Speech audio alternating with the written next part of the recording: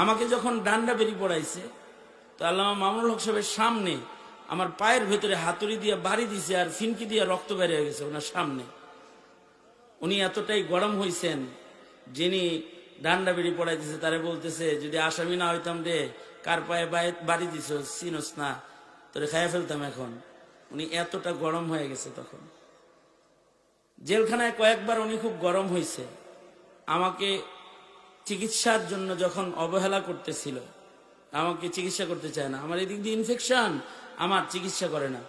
তো মামুনুল হক সাহেব বাইরে দাঁড়ায়, জেলখানার মাঝখানে দাঁড়ায় চিৎকার করে বলছে তখন, যে ইউবিকে যদি ভালো চিকিৎসার জন্য হসপিটালে না নাও, জেলখানায় আগুন লাগাইয়া দেব, এই কথা বলছে। সুতরাং আল্লামা মামুনুল হক যদি ডাক দেয় মুসলমানের অধিকার আদায়ের জন্য, রাজপথে যেতে প্রস্তুত আছি তো ইনশাআল্লাহ, আসি তো তৈয়ার আছি তো ইনশাআল্লাহ। মুসলমানের মাটিতে মুসলমানের অধিকার প্রতিষ্ঠার জন্য যদি ডাক দেয়, আহ্বানে সাড়া দিতে তৈরি আছি তো ইনশাআল্লাহ।